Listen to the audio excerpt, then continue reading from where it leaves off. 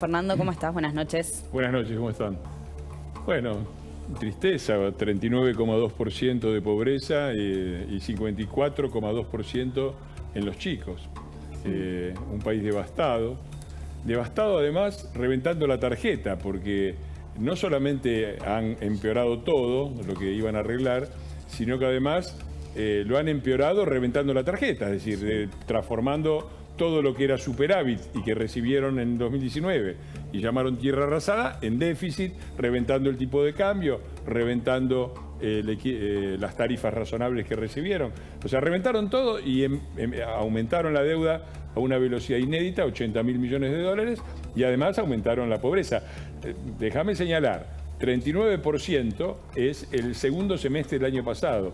Hoy, con el empeoramiento de estos 3 meses, ya se habla de un 42%, más o menos da el cálculo.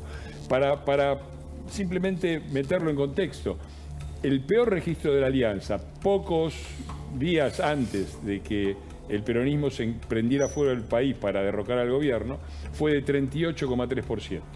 Así que yo me imagino que los muchachos de la CGT deben estar preparando un paro general, que los movimientos piqueteros deben estar indignados, y que todos los compañeros que se preocupan tanto por el bienestar del pueblo y los derechos de los trabajadores pensarán hacer algo, porque si no, no se entiende. Sí, 17.000 millones de dólares es la estimación oficial. Pero toda la historia es indignante para ver cómo un partido, el peronismo, se viste un día de una cosa y el otro día de la otra, y lo único que hace es siempre robar. Recordemos que se privatizó YPF con el apoyo de los Kirchner y porque Parrilli fue el vocero. 17.000 millones de dólares es la estimación oficial. Pero toda la historia es indignante para ver cómo un partido, el peronismo, se viste un día de una cosa y el otro día de la otra, y lo único que hace es siempre robar.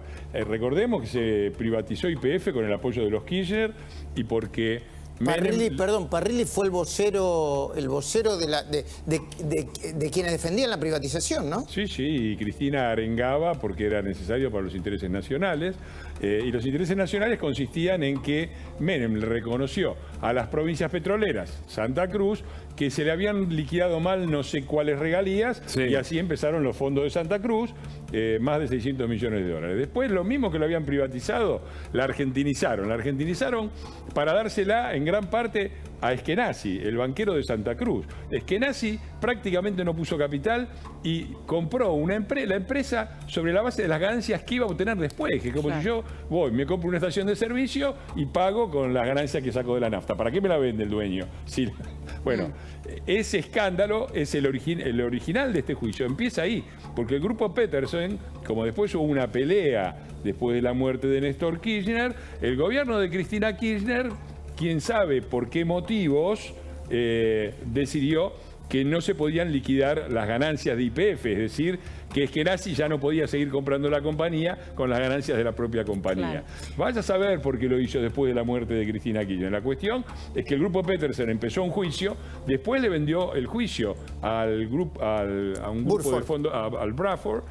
El grupo un hedge fund, es decir, un fondo buitre, para ponerlo en términos de ellos, y eso es lo que estamos pagando ahora con la incompetencia de Kicillof, que dijo, mirá, una pregunta que le hice a Rossi el otro día en la Cámara, y de las muchas que no me contestó, es cuánto valía YPF y cuánto valía ahora, porque Rossi se vanagloriaba, dice, cuando subió este gobierno valía 9, 10 y ahora vale 11. Resulta que me puse a hacer el cálculo y cuando se hizo la estatización valía 35 la acción de YPF, 35.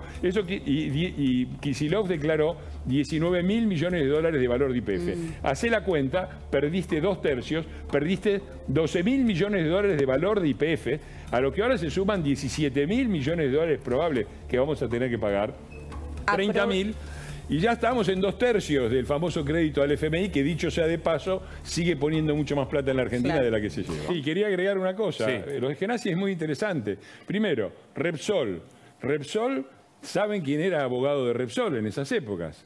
Alberto Fernández. Un señor que se llamaba Alberto Fernández, ¿no? Era asesor, lo vi que era. No, abogado rentado, para cobrar como abogado. Sí, de hecho viajó a España y tuvo varias reuniones representando. Eskenazi es designado por el que en ese momento era el CEO de Repsol dice que es muy conveniente la operación porque es un experto en mercados altamente regulados. Y hablando de fuga, cuando vos ves lo que ellos llaman fuga, que es la salida de capitales de dólares hacia el exterior, la que presenta Berbisky, repito, Berbisky presenta una lista de los 10 mayores, entre comillas, fugadores de dólares durante el gobierno de Cambiemos.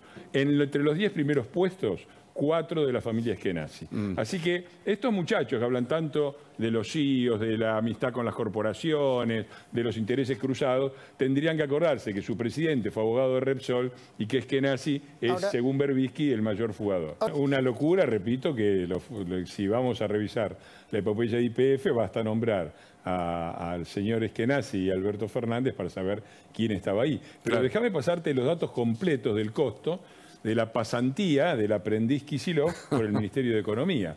¿Por qué habla de los fondos buitres? Hace mal, porque justamente ellos, cuando hacen la reestructuración Kirchner y Lavagna, hay un montón de gente que rechaza que le quiten el 60-70%, generalmente pequeños ahorristas argentinos e italianos. Ellos meten la ley Cerrojo, que dice esos bonos nunca se van a pagar. ¿Qué tienen que hacer? Y se lo venden, ¿y quién los compra? Los fondos buitres.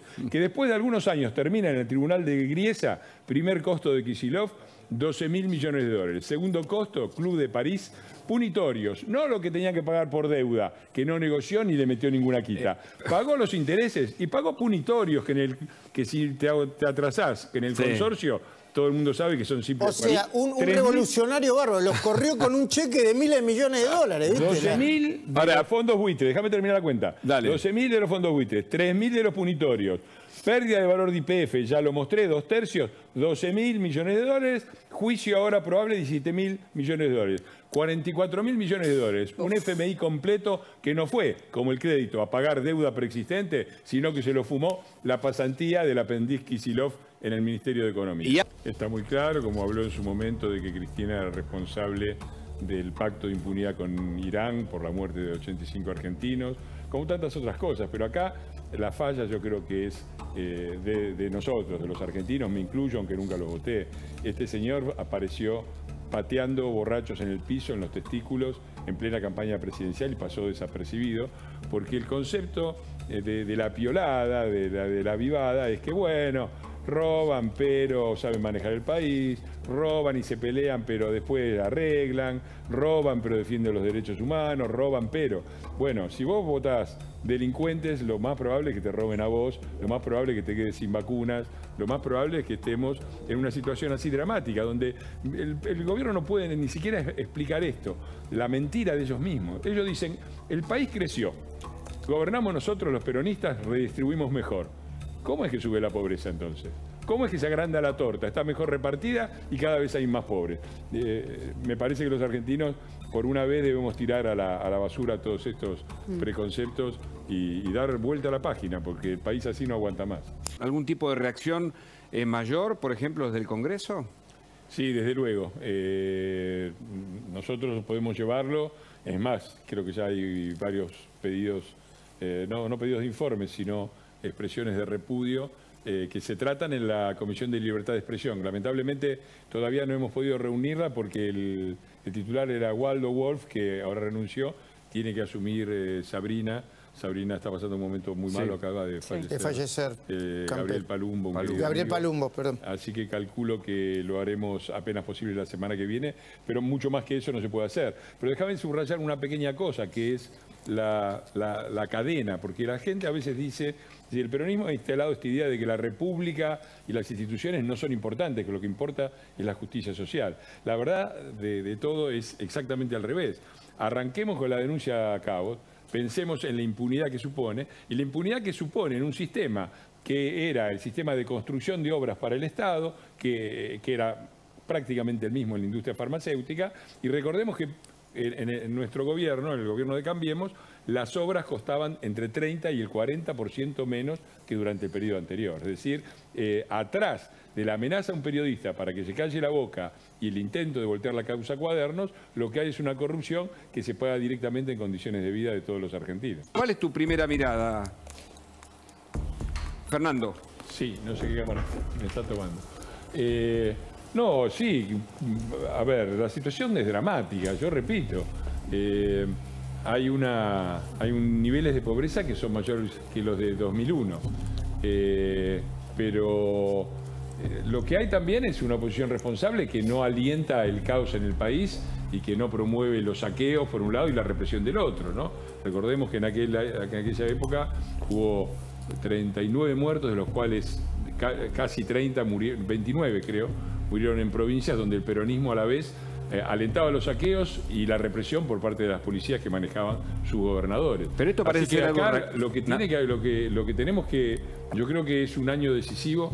Creo que la Argentina está tocando límites que nunca había explorado en términos de pobreza estructural, de desinstitucionalización, de ruptura de todos los acuerdos, de enfrentamientos, y me parece que la respuesta tiene que ser en las urnas y tiene que ser contundente si queremos que el próximo gobierno llegue no solamente con buenas intenciones, sino con una capacidad y una capacidad concreta, un poder político para cambiar las cosas, ¿no? Y no un diputado cada 3, un senador cada 5, 5 gobernadores de 24, como en 2015. Sobre Fernando. este intento de saqueo, enseguidita, después del editorial, voy a hablar con Patricia Bullrich, y ya llegó ella, ¿eh? Seguro. Fernando, gracias por haber venido. Gracias. Luis,